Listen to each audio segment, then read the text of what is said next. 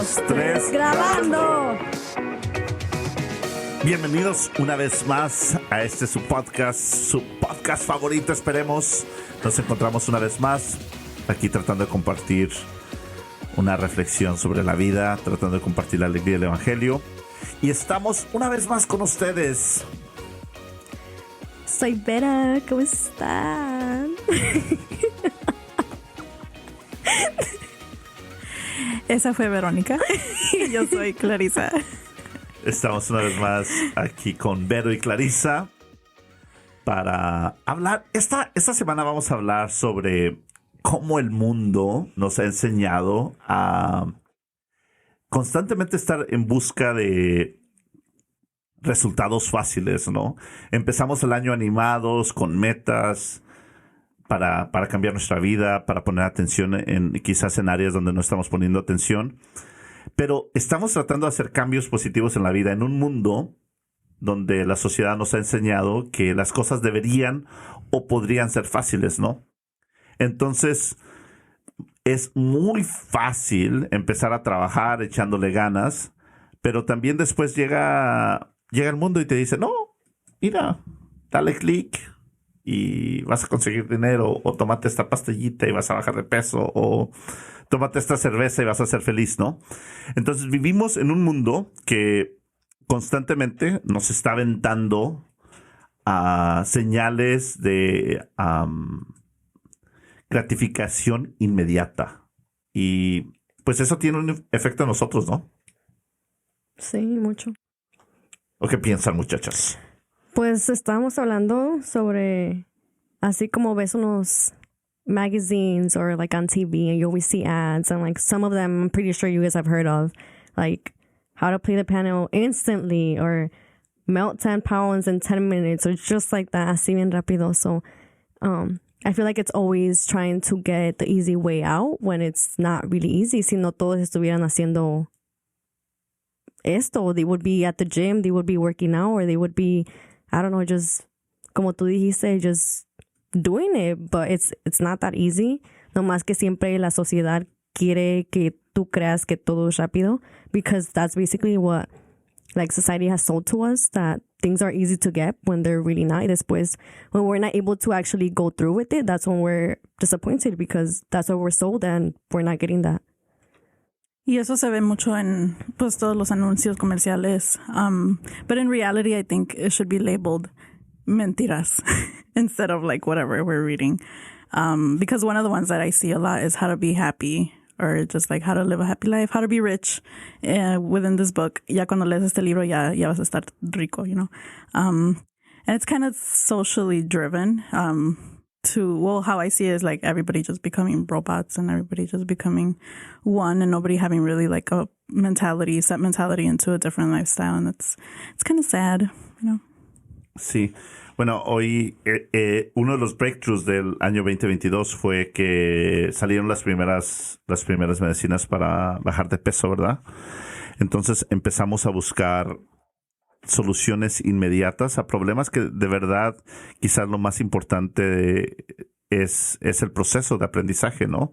Entonces constantemente nos están vendiendo cosas que proponen soluciones inmediatas, y eso es un problema. ¿Por qué? Porque las cosas que de verdad valen la pena no queremos que nos las den rápido, ¿verdad? Queremos, o sea, toma disciplina, toma trabajo duro. Y yo creo que tenemos ejemplos de esto, ¿no? Por ejemplo, se sabe que muchas de las personas que se ganan la lotería en unos años terminan en bancarrota. ¿Por qué? Porque no les costó nada ganar el dinero. Entonces, no sabían, no supieron qué hacer con él, ¿no? Entonces, ¿qué pasa si en este nuevo año que estás comenzando, tú eres una de las personas que está buscando cambiar algo y quieres soluciones inmediatas? Pues es bueno que empieces a mentalizarte a que las soluciones no son inmediatas, que toma bastante disciplina y toma bastante trabajo duro. Entonces, no es fácil, ¿no? Si te sientes que estás perdiendo la motivación, que no vas a cumplir tus metas, pues no te sientas así. Más bien, mentalízate a que vas a tener que echarle ganas, vas a tener que echarle mucha disciplina mucha salsa a los tacos, es decir, las cosas no van a llegar fácil, ¿no? No porque te estés tomando la proteína número 1 en el mundo, te van a salir los mejores brazos del mundo. O no porque compraste la Biblia más cara en el internet, la vas a leer, ¿no? Vas a tener que trabajar y vas a tener que ser disciplinado en el proceso. Eso pienso. I'm curious. How have you been disciplined? Or like, what is one thing that you like have been disciplined in? Or currently? Currently? Yeah. What have I been disciplined with? Honestly, I've been slacking. This year, I've been slacking a lot. Like, before, if you would have asked me, like, at the beginning of the year, what was I disciplined with? It would have been the gym. It would have been the gym. But like, ahora que empezamos este año de 2024, no te puedo decir que I'm not disciplined with the gym anymore because I stopped going.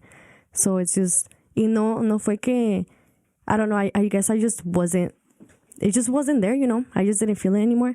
But I don't know, like something that I'm disciplined with. Honestly, how about like your prayer life?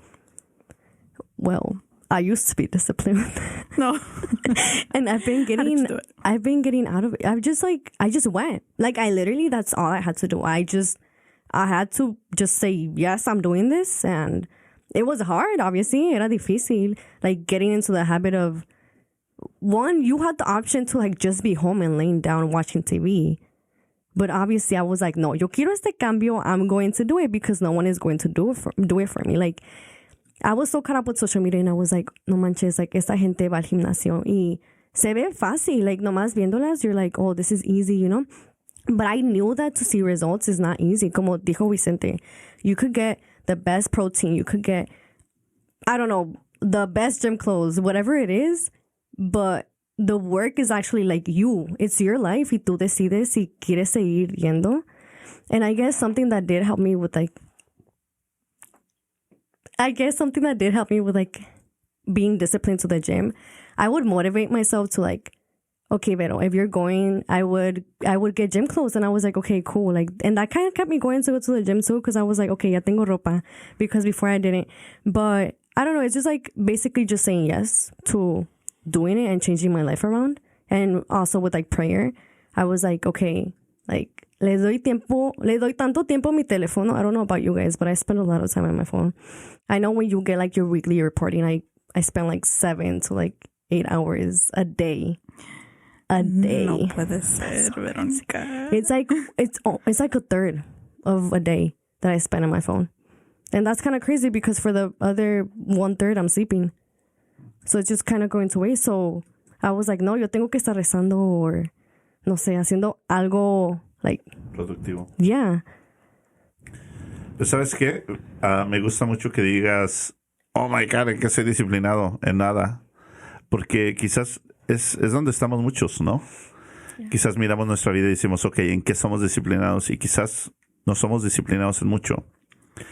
Y si miramos los mismos discípulos en los evangelios y la vida de los discípulos y cómo Jesús los regañaba y cómo ellos hablaban con Jesús, eran verdaderamente personas imperfectas, eran personas que batallaban. O sea, estas personas tuvieron directamente contacto con Dios encarnado en persona. Aún así, Judas buscó la manera de traicionarlo. Después de que le lavó los pies y recibió su cuerpo de sus manos, fue y lo traicionó, lo vendió por unas monedas de plata, ¿no? Entonces, Jesús mismo se encuentra con esto, se encuentra con la humanidad dentro de sus discípulos, ¿no? Entonces, sí, está bien saber dónde estás, porque sabiendo dónde estás, sabes para dónde vas y sabes lo que necesitas cambiar. Pero muchos de nosotros quizás nos podemos esconder detrás de la máscara de decir, oh, nuestra vida está bien o soy disciplinado en todo. Pero quizás no tenemos en disciplina en ningún aspecto de nuestra vida.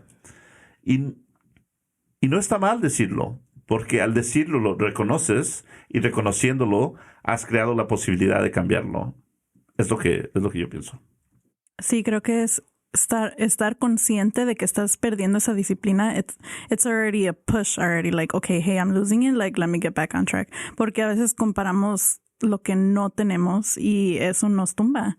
like, hey, like, oh, she's doing so much better than me. Like, she has a better job. And I'm just like, I was so disciplined and going to work early on time, but then I see somebody else having it way more easy, and they're like, making more than me. And it's just like, okay, ya no quiero trabajar. Like, I want another job. And I think that's where we start losing it, and that's where we lose focus. Pero estar consciente, I think that's the first step, like you said. Because, I mean, if we're not conscious of that and we just fall, we don't know how to get back up.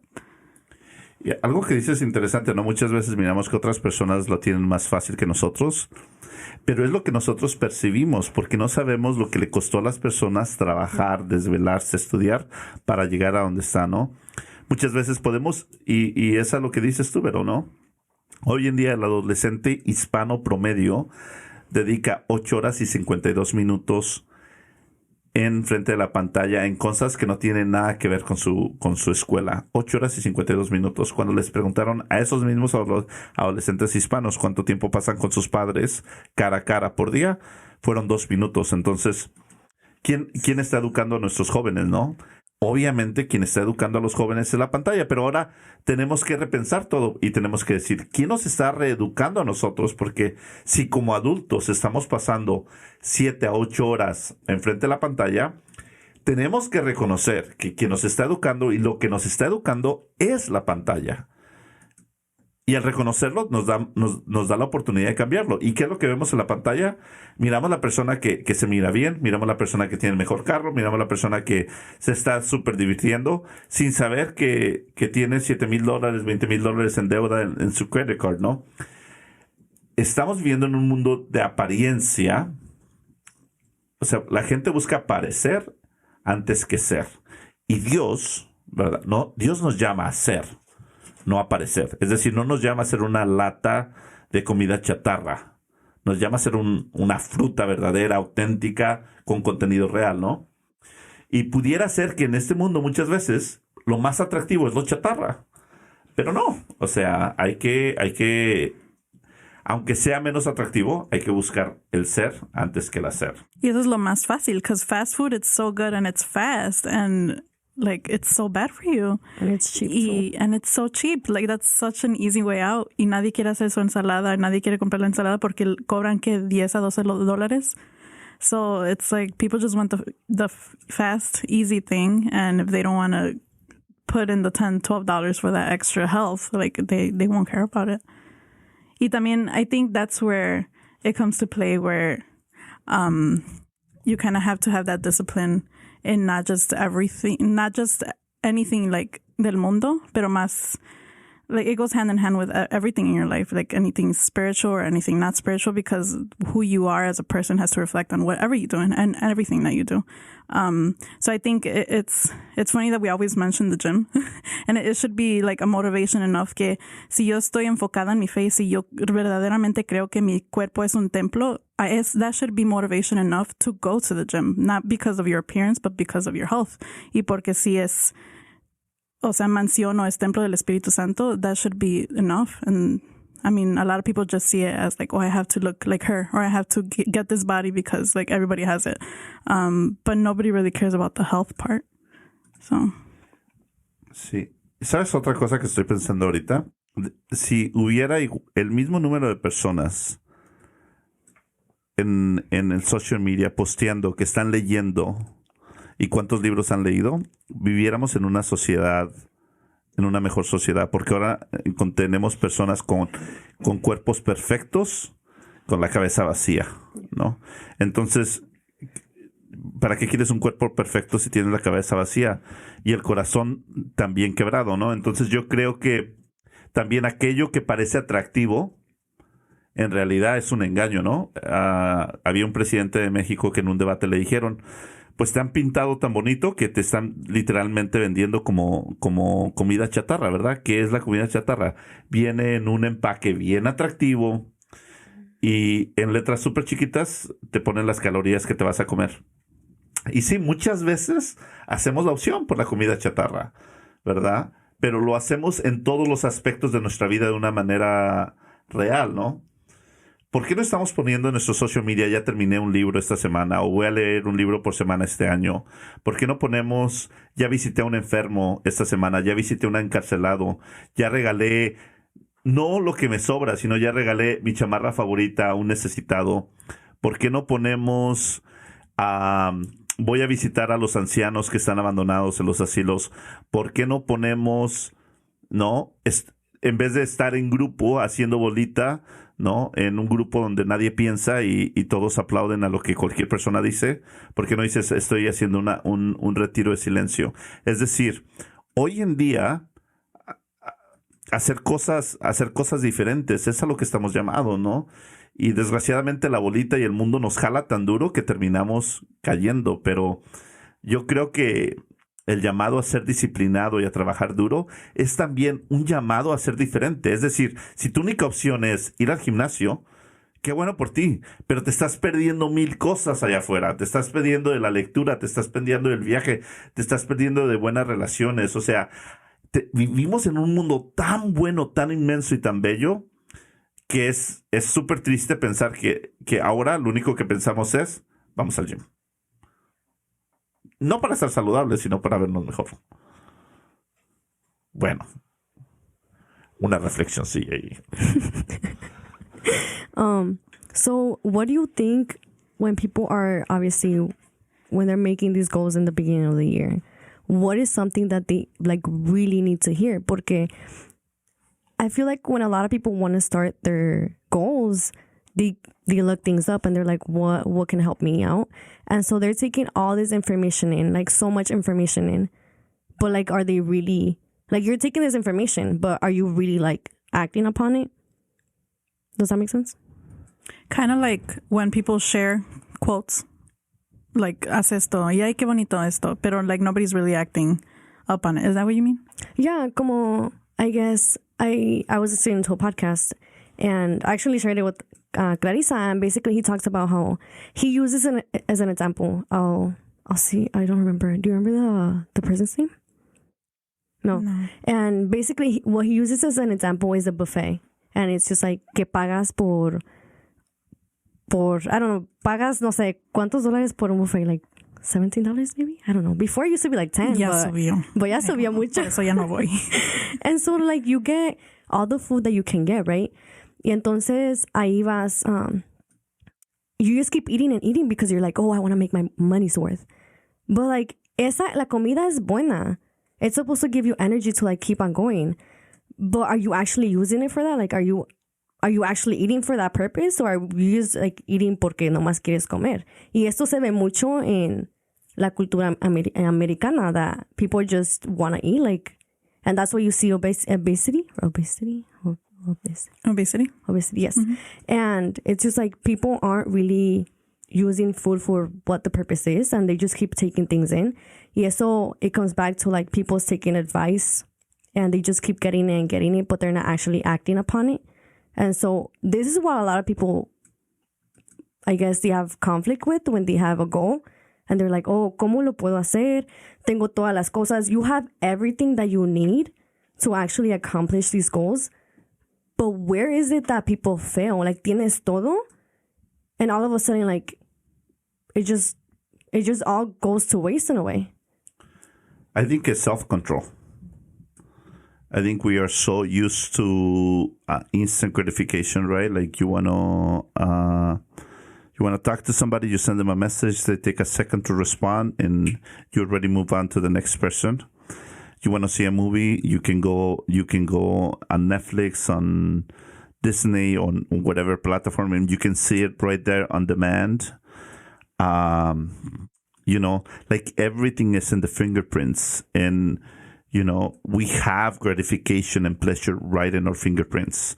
You want to eat, you can order food from your fingerprints. You want to drink, you can order drinks, alcohol in your fingerprints. So, we live in a society that is surrounded with comfort. You no longer have to make a sacrifice or go out of your way to do anything novel or good. Therefore, we don't have self-control. You watching a movie, you can just order a pizza.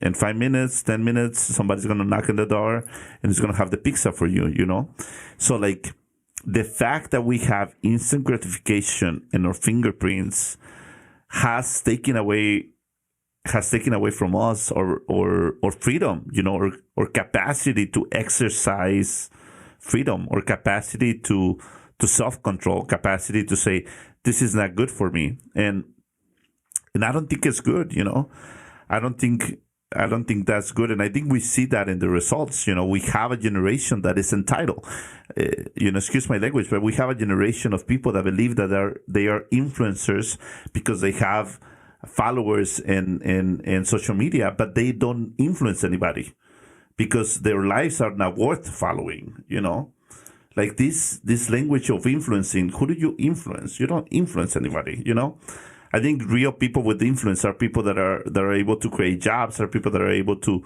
have a direct impact in other people's lives. But now we have a generation of people that became influencers for posting pictures, and I think it's so superficial, and I think we need to turn around.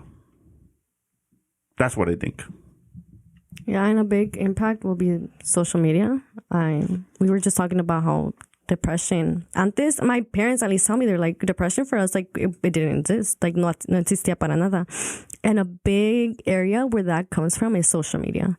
And it comes back to what Clarissa was saying, how we're always comparing one another to, like, es que esta persona tiene esto y yo no lo tengo. Esta persona tiene esto. But obviously, we will always post on social media. We won't post like the bad things that happen to us. We always post like the good things. You're not going to post like the ugly picture of you. You're going to post the best picture that you have, right? So it's that whole thing of we have to stop living around social media and like las cosas que nos dicen ahí, because it's not true. Como tú dices, it's artificial, and it's not like what we actually are, like, or what we're here for.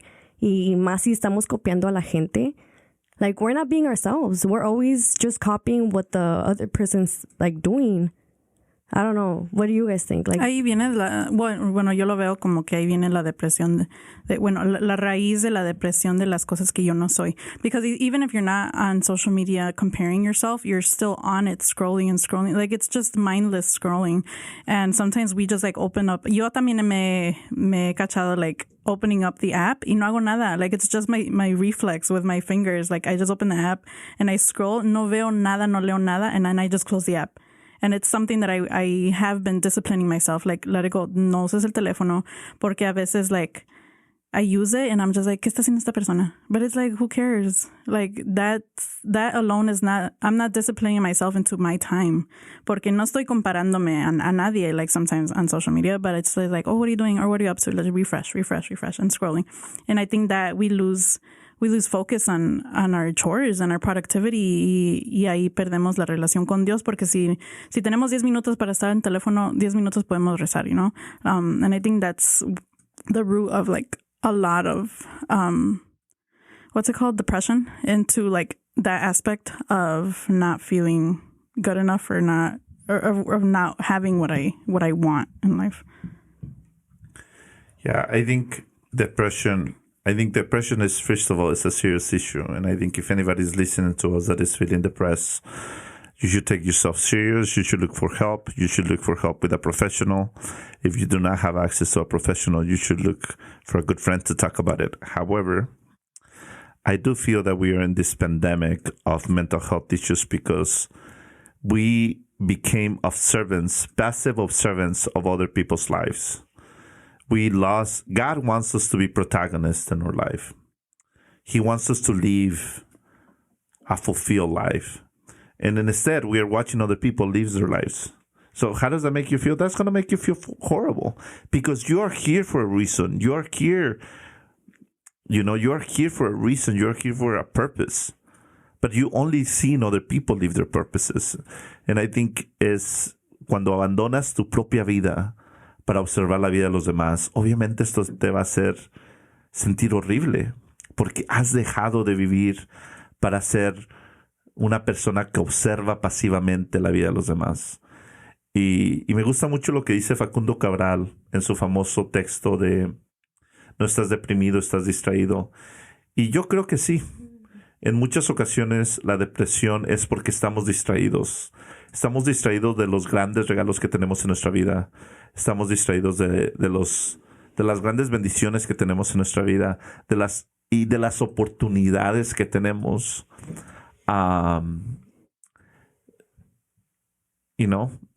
Tenemos acceso a cursos, a información que nunca habíamos tenido acceso, pero la desperdiciamos en nada. Así que yo sí quiero decir, en este año que comienza, no te distraigas buscando la pastillita que lo va a arreglar todo. No, las cosas que verdaderamente, los cambios que verdaderamente valen la pena cambiar en tu vida, no lo va a hacer una pastilla, lo vas a hacer tú levantándote temprano, lo vas a hacer tú haciendo tus metas, lo vas a hacer tú controlando tus instintos y lo vas a hacer tú trabajando. La montaña no existe, la montaña eres tú. Así que, ¿quieres que este año se mire mejor? Trabaja en ti. Wise words. That was really good. Estoy llorando para los que no me puedan ver. So I don't know. That was really beautiful, like what you were saying. Porque Dios, como tú dices, Dios nos hizo, like each one of us, a certain way. Like we look the way we do for a certain reason. Entonces, if we're looking for like what everyone else has, that's when we're basically questioning God. Like, why did you make me this way? Which is really crazy. Very crazy. So crazy. So crazy. So, terminen con una invitación para nuestros oyentes. Oh, yeah. So that's basically all for this episode. And make sure you guys follow us on Instagram. What's the username on Instagram? Iskali Podcast. Yes. Iskali Podcast. Síganos y recuerda, Dios te hizo para que seas protagonista. Y no te dejes del mundo. Tú tienes mucho que enseñarle al mundo. No dejes que el mundo te enseñe nada.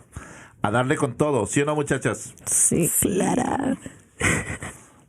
¿Y queremos terminar con unos consejos? Terminemos con los consejos. Mi consejo es que enfócate en lo que tienes y no en lo que te falta. Ooh. Oh. For me, I think everybody who's listening, I want to challenge you into leaving social media. If it's not doing anything for you, déjalo, even if it's just like 5 minutes, 10 minutes. Ponte a lavar los trastes, ese zapato que no has recogido en todo el día, recógelo. Haz tu tarea. If you have like 5 minutes into your homework, just finish it. Just do whatever you have to do. Leave social media and you're going to feel like so much weight lifted off your mind and your shoulders. So that's mine. Yo dijera que la única pastilla que va a cambiar verdaderamente tu vida es la pastilla de la disciplina. Así que no busques la solución afuera de ti, está dentro de ti. Busca dentro de tu corazón y ahí está. La pregunta de la noche. How do you know when your faith is strong? How do you know if your faith is strong? I think by the fact that you are aware about your faith being strong or not strong, it's a good beginning. I don't think you are ever strong or not strong. It's like when you are balancing, you're never balanced. You're always balancing. You're constantly making adjustments. You're constantly making moves to be able to achieve balance. So I think it's the same with faith. You're never strong. This is not something that you do a checklist with. This is something that you wake up every day and you pray again. You treat the people that you live again properly. You love them. You forgive them. You ask them for forgiveness. So it's not something abstract. Faith is something that you live and you wake up to do every day.